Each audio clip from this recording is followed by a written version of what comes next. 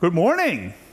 I'm Hannes. Welcome to J-Spring. I love the community events you have here. I spoke for the first time at J-Fall last year, and it really made me want to come back to these awesome one-day events. So here I am. And they let me talk about Mario Kart. So how cool is that?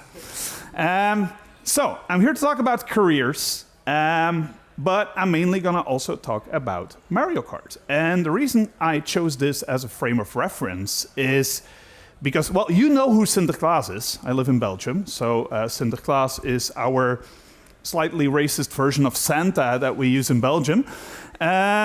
He brought my kids a Switch when the Switch first came out, and to this day we still play Mario Kart as a family. And it's a fun activity. And when I was thinking about this talk, it's like when I'm going to talk about career building, I'm going to need something more fun, like a nice thing to put everything together. And I thought about Mario Kart. So that's today what we're going to do. Now, let's take a small step back. If we talk about careers, one of the first things you're always going to start thinking about is success.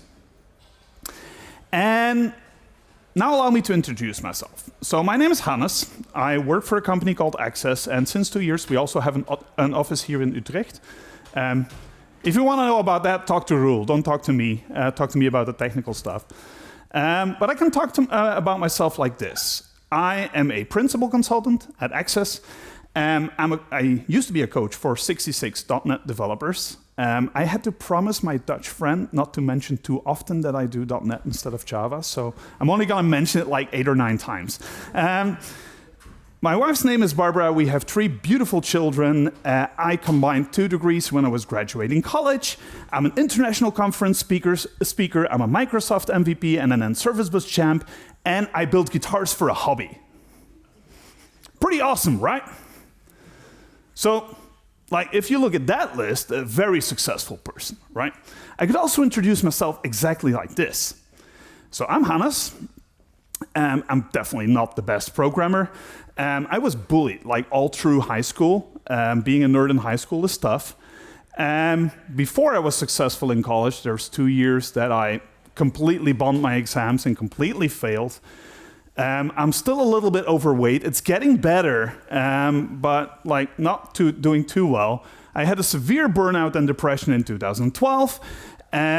I used to need glasses. Now I'm part cyborg. I have bionic upgrades. They put contact lenses in my eyeballs. Pretty cool. And I sometimes lose my temper when my kids are misbehaving. Like, if you look at this, it's like, who is this guy? We don't like him, right? And I can tell you for a fact that these 2 people, they're very much the same person. They are me, and I'm standing in front of you, and I would not be who I am today for one or the other. We need both sides of that medal. So if we think about success, it's very much a matter of perspective.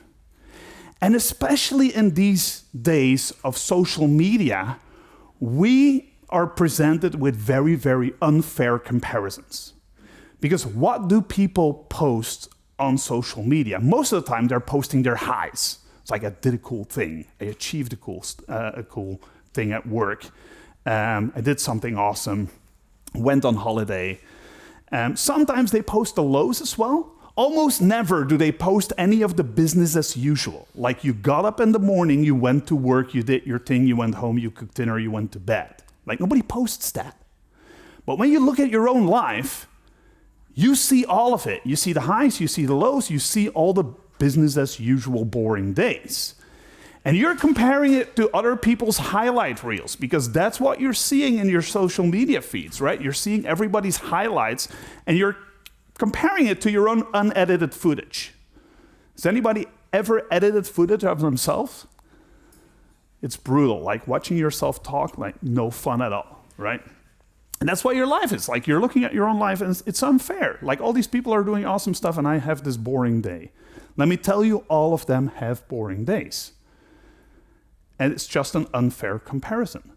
So, when we talk about success, we're going to need a better way of dealing with that, like how we are going to define success. We shouldn't be looking at others. But let's get back to Mario Kart, okay? I promise you Mario Kart. So if you think about success and you want to know what success looks like in Mario Kart, you can go onto a website called MK Leaderboards.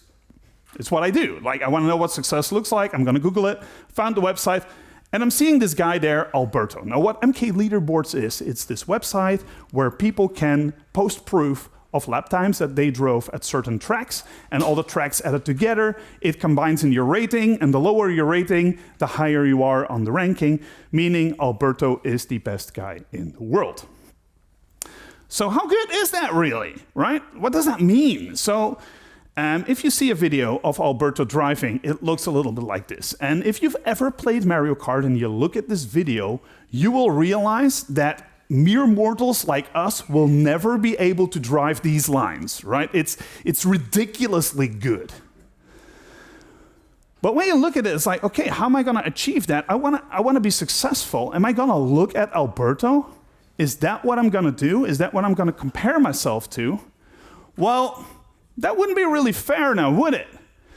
Because that would definitely be comparing Mario in a submarine to Link on a motorcycle. And I don't know if you know this, but all the vehicles and all the characters, they have slightly different driving characteristics when you play the game. So depending on the track, you might want to make a different selection.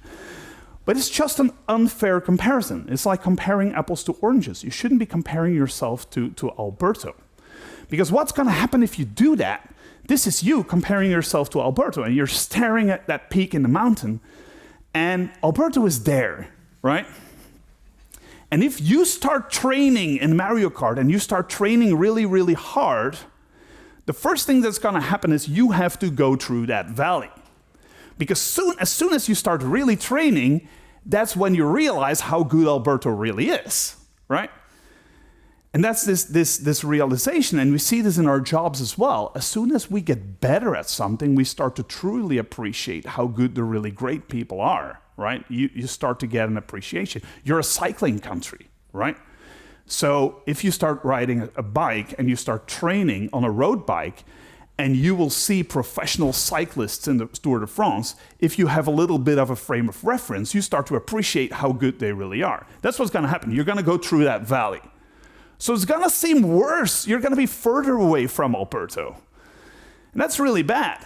And should, through very hard work, you manage to reach that peak, you know what's worse? Alberto is no longer going to be there because he'll be at the next peak that's even higher. And you're going to have to do this all over again. Right? Isn't success great? Now, the whole thing is, if you're going to compare yourself to others, you're always doing an unfair thing, because never ever are all the factors going to be exactly the same. And it's the same in our careers as well. Because in your career, you're probably competing with somebody who is living in their mom's basement, and the mom is still doing the laundry, and they don't have to cook, and all they're doing is coding, and they don't have friends, and they don't have hobbies, and they code. Is that the life you want? Because that's who you're competing with, right? So it's not fair. Don't do it. You have to worry, like, did you start with equal talent? Did you have the same experiences through life? Did you spend the same amount of time? Like, did you take time off from coding to maybe get in shape a little bit? I mean, important. Did you get into it with the same focus? Did you have the same opportunities in life? Like, your employer might be a big enabler in the things that you're able to achieve, or your environment, or your partner. Like, there's so many things that can affect this. And so many different things could affect that. So comparing ourselves to others is a really bad way of defining our success. So a better way of doing this would be to set goals for ourselves. We define our own success. We're not going to compare ourselves to others. The person we're competing with is yesterday's me, tomorrow's me. We're going to compete with ourselves. And that means that we're going to need goals. Now, throughout my years at Axxes, I've been coaching other developers for 15 years. And I've seen people run into the same walls, and I've seen them be successful in the same ways. And one of the first things that I always do with somebody that's struggling to define their goals is talk to them about what direction they want to take their careers in. And a very, very good time frame to do that in is to think about where do you want your career to evolve over the next, let's say, 3 to 5 years. Because anything longer than that, like technology will have changed, our industry will have changed, you will have changed, right? It's not really relevant. Making a 10-year plan, it generally doesn't work that well. But 3 to 5 years is close enough to actually achieve those goals. It's also far enough to have time to get somewhere, right? And I'm saying direction on purpose. I'm not saying goal. It's not your 5-year goal. It's not your 3-year goal. It's more of like, which direction do I want to evolve in? Do you want to be a very technical architect? Do you want to be more on the business side of things? Do you want to do more back-end development, front-end development? Do you want to be full stack or very specifically focused on your technologies? Like, you could do so many things, but you define a direction and it's not going to be an end goal. And what this is going to do for your career is it's going to give you this. In Mario Kart, when you're going the wrong way, you get this arrow that tells you like, hey, turn around. And whenever you're making all the smaller career decisions, like setting your short-term goals, trainings you're going to take and all of that, you can use this as your arrow to see, okay, am I going the right way? Is this going to help me in my general career direction? And then it's a valuable thing to do. So this is more of your mirror that you can hold up for yourself on where you want to take your career. And that long-term direction is super valuable. Now, when you're setting goals within your direction, you also shouldn't be comparing yourself to others, as we said. And I love talking about myself, so let's talk about chess. Now, I started playing chess when my oldest son, who's now 14, so that's a while ago, my oldest son, who is now 14, started playing chess when he was 8. And the problem with this kid is he's too smart. Like, he never has to really work for school. Still to this day, he doesn't have to work for school. So I wanted to get him into a hobby where he had to apply himself. He had to push to learn something. And he, at some point, told me, like, hey, Dad, I want to learn to play chess. I want to go to a chess club. I was like, cool, let's do that. And I made the decision for myself, like, my goal in chess is not to get proper good at chess because, well, I'm too old to learn, like literally. But I was going to show my son that beating me was going to take work. That was my goal, my entire goal. So I started playing. And if you look at my rating, I'm still around the same rating, like 1100-ish on Lead Chess. Like 82% of the chess players that play online are better than me, right? Not really good. But I started a lot lower, and I actually studied a lot to stay ahead of my son, and I managed to stay ahead of him for about 3 or 4 years, and then he stopped playing, so I won, right? But at least I showed him that, like, if you want to get really good at something, it's gonna require work, and that was my goal with chess. And I'm pretty sure there are people in this room that are better at chess than I am, and that's okay, because that was not my goal. My goal in this matter was very well defined, and it was focused on me and on my environment. It wasn't focused on anybody else. Because you could start comparing yourself to Magnus Carlsen, who is the Alberto of chess. You should compare yourself to yourself, like apples to apples. And that's where we get good goals from. Your good goals are derived from your own direction. Your good goals are supposed to be achievable, and they should bring value to yourself. Like, don't look at others too much. Figure out what you want to achieve. And also, how do you set good goals? Well, Mario Kart has the answer again, because we have smart steering. And this is like, if you've ever taken any management course, you will have heard this, right? Smart goals, who has heard that before? Yeah, like most of you, right? Specific, like, make it very specific what you're trying to achieve. Becoming a better programmer is not it. Learning a specific library or framework might be something. If you're playing Mario Kart, like, improving your lap time on a certain track is a very specific goal. Make it measurable. Like, what is that lap time that you want to achieve, right? Set a specific target so you know that you've achieved your goal. So you can scratch it off and go at the next one. Especially when you're defining goals like, what do I want to achieve the next year? A very typical question your manager might ask you, right? Set stuff that you can achieve in that time frame. Think about it. It has to be achievable. Like if you use Alberto's lap time, you're never going to get there, right? If you want to become the best programmer in your company, that might also not be achievable. You might already be that programmer. I don't know. And it has to be relevant. And relevant is where your direction comes into play, right? Your goal has to help you achieve the direction that you're moving in.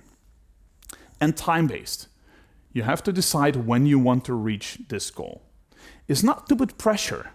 It's giving you a moment that you should evaluate, like, is this goal still relevant for my direction? Is it still achievable? And so on. Because if you put a number on it and you're slugging away at it for years on end to achieve a goal that you might never reach, at some point you're gonna have to pull the plug. And making it time-based is gonna help you set a time when you should reevaluate this goal. And the evaluation could be, like, this is still very relevant, I still want to achieve this, but stuff has happened in my life in between, right? Relationship problems, you had a kid, you're renovating a house. I'm just drawing from my own experience here, right? Like that stuff gets in the way, and that's okay. But at least you can then reflect on your goal and go like, hey, this is still something I want to do. Let's just move the finish line and keep going. And for some people, if they set their goals, that's gonna be enough. Like, I've coached many people who know, like, if I take the time to sit down with them once a year and they make all of their goals, they know where to go. They start working on them. And for some people, they're completely puzzled, right? And that's okay too. It's like, if you're completely puzzled, like this goal is like, I know I'm supposed to be able to do this in the next year, but I don't know where to start. I don't know where to go. You could think about, what is the smallest step I can take today that gets me closer to that goal? And I have to be honest, like when they put me in the coaching training where they told us about this technique, I was skeptical because I'm not that kind of person. But I've applied it so many times and it really works. So what you do is you stand on this side of the room and you imagine what it means to not have achieved your goal at all. It's like I've never played Mario Kart, standing right here, right? And my goal is to drive lap time X on track over there. So you physically move in the room and you go stand over here. This is 10, right? I've achieved my goal completely, 100%. What does that mean? Okay, this lap time. Like, where am I on that scale? Almost never are you at 0. Like, most of the time you find yourself like 3, 4, and you describe to yourself, where am I today? Okay, I'm able to drive a lap time and I'm consistently improving. Okay, what does it mean to take one step? Not even a whole point, just one step. Now treat that as your goal for today. And I think that's the main takeaway if you want to move ahead in anything, is keep moving. Keep taking small steps in the right direction. And if you're able to set a small goal that you can achieve today, this is also very useful if you're stuck in a burnout, for instance. Like, do a stupid thing that makes you feel better today. Go wash your car, right? Like something that gets you moving. Like something that takes you in the direction of where you want to be. It works for all things in life, not just your careers. Like, I'm recovering from an infection on my tendon. I went for a 3K run this morning. 3K is nothing, but I went for a run, right? Small steps. It's very important. Now, in tech, a lot of your goals are gonna be based around learning things, right? You're gonna have to learn about technology X, or you're gonna have to learn about framework Y. Maybe you wanna learn about things like Scrum or DDD, or like techniques that you can apply at your project. You're always going to be learning new things. And a very important thing to think about is, how do you learn best? And I can't tell you that. Like, some people learn best from doing things. Playing multiplayer, for instance, like coding with others. It's something that we see a lot, like pair programming with other people, sharing your work. It works really well for a lot of people to learn new things. But for some people, that doesn't really work. They like to be on their own, doing single player, like, give me the documentation, give me the framework, I'll open up an IDE, I'll figure this out, right? Some people want to play online. They like to watch videos or read blog posts about the stuff that they're trying to learn.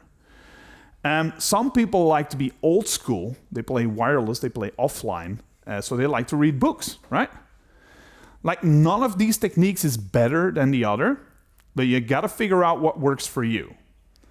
And it might be that the colleague sitting next to you learns differently, and that's totally fine. And hopefully you have an employer that supports you in the way that you want to learn. The fact that you're here today probably means that going to a conference and be inspired is something that works for you, right? Hopefully you go home tonight, and maybe not from this session, but you have something that you want to try at home, and that'll be a big win. But also very important to know is not only how you learn best, but at which level you should be learning. And if you drive 50cc in Mario Kart, like, chances are, even if you've never played, you're gonna win the race, right? Super easy. But you will probably also not have learned anything, right? The other opposite, if you play 200cc, is probably you're gonna be struggling. And the only way you could possibly win a race in 200cc, any Mario Kart players? Yeah, what's gonna happen? No? For those who don't play Mario Kart, this is the bullet bill. It's a power-up you only get when you're at the back. It transforms you into a cannonball. It takes you to the front, right? No skill required, right? What does that look like in your job? That's your teammates carrying your ass, right? If you're struggling and you're not doing well, your team is gonna have to pick up the slack. So the thing that's important is, like, be somewhere where you feel you have to at least push a little bit, but you're not too far out of the comfort zone, right? Like, a little bit out of your comfort zone is where you're probably going to be learning a lot.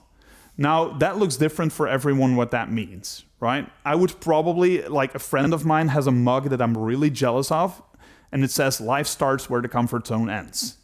Like, I like being out there, but not for everybody. It feels the same way. But as soon as you come out of your comfort zone a little bit, that's where you learn the most. Too far out, you're gonna be struggling, you're gonna be swamped, and you're also not going to be learning much.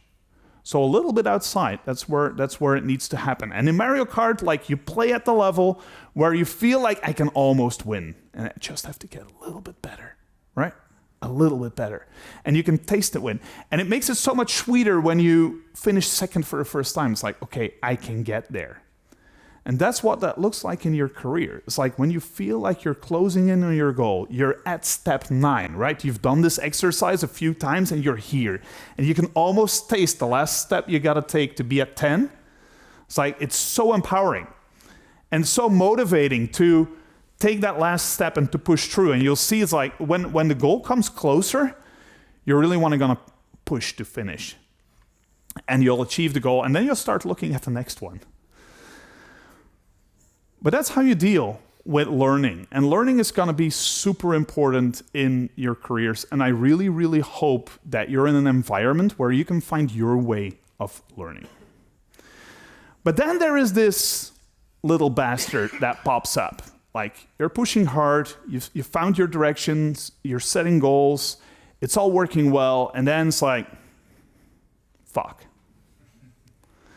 Do I really deserve this promotion I've gotten?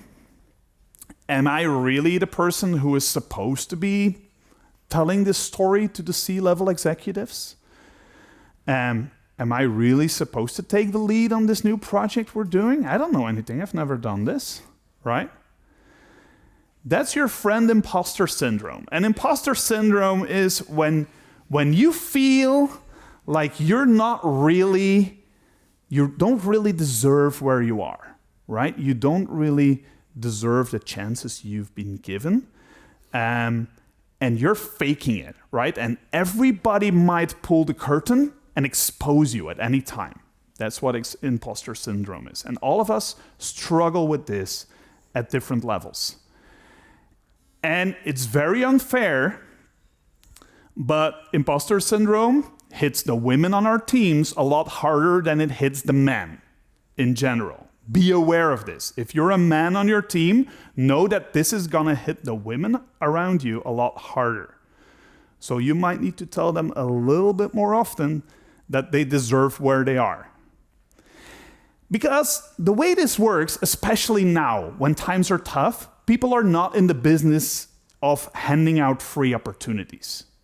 If somebody gives you an opportunity, it usually really means that you deserved it. They saw something in you that made them think like, hey, you should be the person who is taking this lead on the next project. You should be going to explain the work that you did to the C-level executives, right? We almost never get opportunities that we didn't deserve, but we feel like we didn't deserve them. And there's entire 1-hour talks out there, like you can Google talks by Heather Dawning or Melissa Houghton, who have like a 1-hour talk about battling imposter syndrome. I'm not gonna try and squeeze all of that into this one. But if you're struggling with this, if you feel like a fraud, that's definitely something you're gonna need to deal with, because it's gonna limit the way you advance. And the first step is recognizing it and doing something about it, and recognizing it in the people around you and encouraging them. Because careers are not a zero-sum game.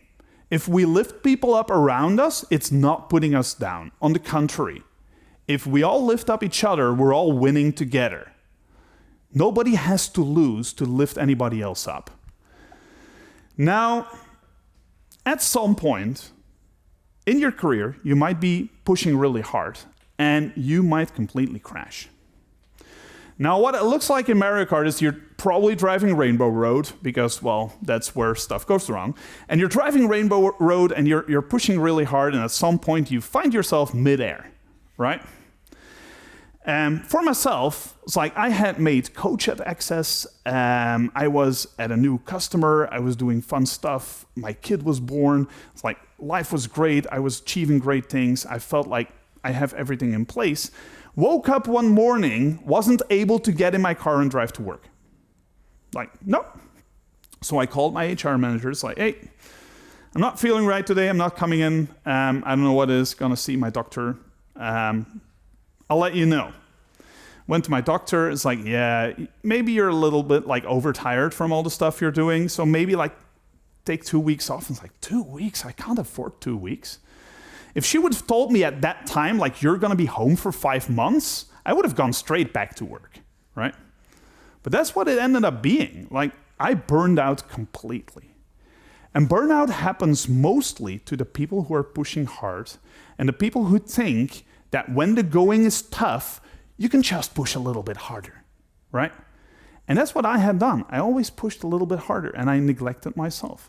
I didn't exercise properly. I didn't take time for my hobbies. I was just pushing. And that's when you burn out.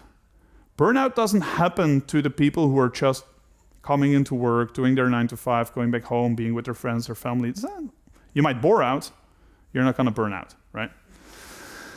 But you fall off, and then somebody has to come and fish you out. But you feel like you're at the back of the pack. You're struggling. Like you're never going to qualify for a race. It's like everything becomes hard. And you're going to have to find a way to get back on that track. In Mario Kart, like this little guy on a cloud comes and fishes you out. In real life, that often looks like therapy, antidepressants, like an employer that invests in you and encourages you to work on yourself, all of that. Like the reason I put this in this talk is that I hope that I can prevent this from happening in one of you. Like if I'm able to do that, then this whole thing has been a win already. Because nobody wants that. You don't want to burn out. If you feel like you're starting to struggle, it's probably already late in the process, because you only recognize it in yourself when it's pretty late. You'll recognize it in others around you a lot sooner than you'll recognize it in yourself. So if you see a colleague struggle, reach out to them, talk to them. You might be doing more for them than you might realize. But if you notice in yourself, like, don't delay, act. Talk to somebody, figure out what's going on. And I always feel like people going through this, they feel like this is the end of my career. Nothing is ever gonna come of me. People will think that I'm that person that burned out. Like, I burned out when I was working for my current employer. I'm still with them 13 years later. I've made a very nice career ever since, right? And that's the thing with everything. You might have a project that fails and you think my career is over. No, it's not. You've had an opportunity to learn something about yourself. You've had an opportunity to learn something about your business. And you can use that as a strength for the next thing you're going to attempt, right? And you're going to do things differently. And if it's a burnout, you're going to have to learn how to recognize the symptoms on the periods when you're pushing too hard. If it's something that you learned about how to create a nice ball of spaghetti code at a project, you're going to do something different at the next one, right? All of that is going to make you stronger. And people have very short-term memory, right? So if you have a setback, it's literally that. It's a step back, and you get going again on your scale of 1 to 10. So after a while, you start going, and it's again success after success after success, because you're achieving all of your goals, except you have learned and you're going to get better. And what is very important is that you have an environment that's very supportive of you. And let's talk about work environments. I don't want you to go home and break up with your partners or everything, but support from your partners and your household is important as well. But I felt like this with my previous employer. They threw shells at me the whole time because they expected me to evolve in a direction where I didn't want to be. And at some point, I thought things through, and I figured out this is where I want to go. So I told my boss, it's like, this is where I want to go. And it's like, yeah, that's not going to happen with us. So that's when I switched jobs. I knew, like, this is not going to work. And the weird thing is, for the first time in my life, I joined a company where I felt like instead of holding me back, they're pushing me forward. And people who've ever worked with me or spoken with me, I'm very loud, I'm very present, I'm very good at doing something new once, and then after 3 times, I have to hand it over to someone because I want to do something else over there, right? I'm a nightmare. I also do a lot of new cool stuff. But if you need me to consistently deliver features on a software project, like, I'm not your guy. I'm never going to be your guy. And in my previous employer, I felt like I needed to be something that I couldn't be. And if you're in an environment that appreciates your strengths and encourages them, you're actually able to achieve so much more. So if you feel this friction, like, do your exercise for yourself and talk to someone. It's like, hey, this is where I want to go. And maybe that resolves the whole friction. Maybe that makes you realize, like, you need to move, right? And don't go quitting your jobs. It's not the right time to go quitting jobs at the moment. But if you're in the right place, you're going to feel like you're setting records and you're getting closer to Alberto's lap times all the time. Now, workplace factors that play into this, there's a whole bunch. But the things that I find important is, can you act like yourself around your colleagues? That's super important. If you feel like you have to pretend to be somebody else, like, chances are you're not going to be happy in your workplace and you're not going to do your best stuff. Are you working with people that inspire you? Like, is there somebody on your team that has qualities that you want to achieve at some point? That's super motivating. It's something you're definitely going to want to have around you. Can you achieve your own goals in the job that you're in? Are they supportive of the stuff that you want to do? Because if you're not aligned on that, there's always going to be this friction between you and your employer. Does your employer have a long-term plan? May sound ridiculous, but if you're in a position where you have to, you have to defend to your employees what you're doing and where you're going, like, make sure that they know what the mission of the company is. Because they might or might not see themselves aligned with this, and it's very good if you're all aligned. And can you contribute to the common goal? Because that gives people purpose. If you feel like you can contribute to the things that are happening around you, you will feel better and you will feel more inclined to achieve your own goals as well. If you feel like you're always struggling and you're not contributing, it's the same thing as when you're playing 200cc, right? There's this thing like, I'm not doing anything that helps us forward. And compensation is important, right? If you feel like you're underpaid or undervalued, it's not going to help you as well. Not saying chase the highest paycheck, because there's always strings attached to the highest paycheck. You always have to wonder, what are you sacrificing? Like, what of the things that I have now am I sacrificing to get more money? Sometimes enough money is enough money, right? I still want a Ferrari at some point, but like at the moment, no. I chose to have 3 kids, so I think that's not happening. And are things comfortable? And comfortable is stupid things. Like, do you have a nice chair to sit in, or a desk that you can maybe raise and lower? Are you getting all the tools that you need? But if you find a place that has all of this, and this is going to be super cheesy, but I found this GIF, so I wanted to use it. It's Mario themed. Like, it feels like a good relationship, right? When you find your life partner, like finding the right workplace environment, it might be exactly the same thing. You feel like you amplify each other. You feel like you lift each other up. You feel like you move forward together and that you have common goals. And that's super important. And until like the first job where I had that, I didn't even know that was a thing. I had 4 employers before that, and I'd never experienced that. It was always like, Hannes, you're loud, like quiet down, like work on the thing you're supposed to be working on. I didn't know that could exist, but I tell you it does, right? Bring out the best in each other. And one of those workplace factors that is a massive pet peeve to me is hardware. And we do have Mario Kart hardware now too. Have you seen these? So you can drive a virtual track through your living room with an augmented reality camera on an actual physical kart. How cool is that? But hardware, as software developers, like, it's ridiculous. Like, getting a decent laptop, there's some companies that just don't want to invest in that. Like, anybody ever been at a customer like that or something? Yeah? How frustrating is that? Like, they pay you so much, and then they refuse to pay, like, what? A 2,500 euro laptop?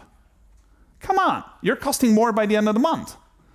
Like, give them the tools that they need. And it's not just laptop, it's also the IDE that you get and so on. If you were to build your dream desk, like, let's say you get a very nice chair and a standing desk and good screen, good desktop, like whatever. Like, what are you gonna throw at that? Like 10K? 10K is a nice desk, isn't it? Yeah? Ask a plumber how much money is in the back of their van. Ask a carpenter how much like tools they have in their workshop. I do woodworking for a hobby. I can tell you for a fact that I have more money's worth of tools in my garage than I used to do my day job. Like, I kid you not. Like, any Germans in the room? Yeah? Have you heard about Festool? Like, Festool are my heroes. Is woodworking tools, if you tell German engineers, like, okay, you have to make the best tool you can make, it has to be super light, super ergonomic, money is not a factor, that's what Festool is, right? So great. I digress, sorry. But hardware, and I think like if you're in the position to change something at your company, this is one of the first things that is gonna actually frustrate people. It's like not having a second screen, not having a powerful machine to do the work that they're doing on. And it's gonna earn itself back really quickly.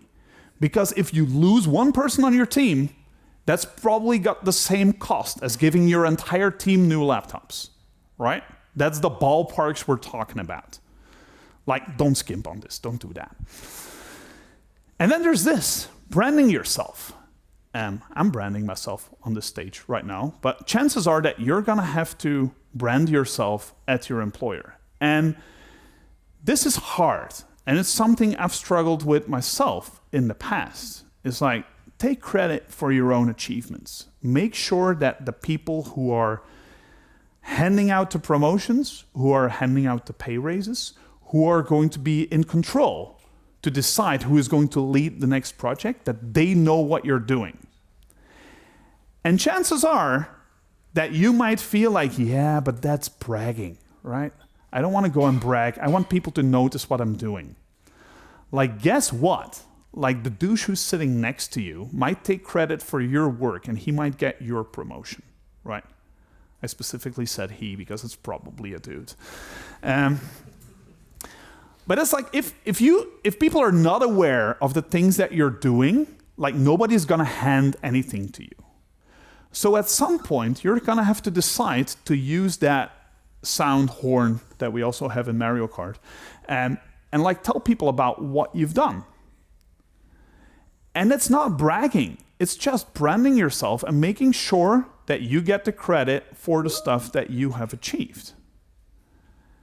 Because then people know who they should be handing the next opportunities to. And that brings us full circle, right?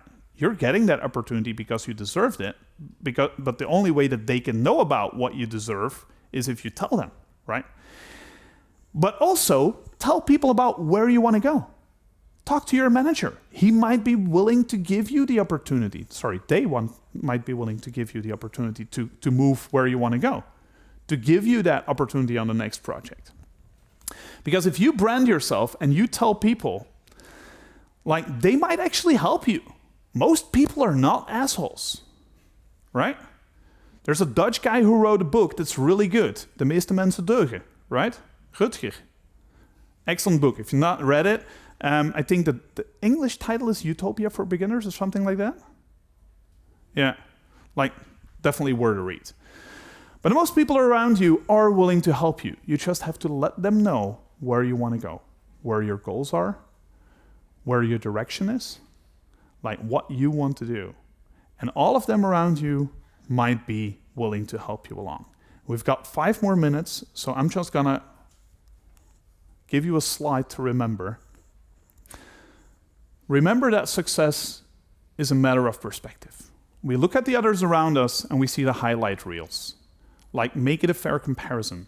Look at yourself with a fair pair of glasses, right?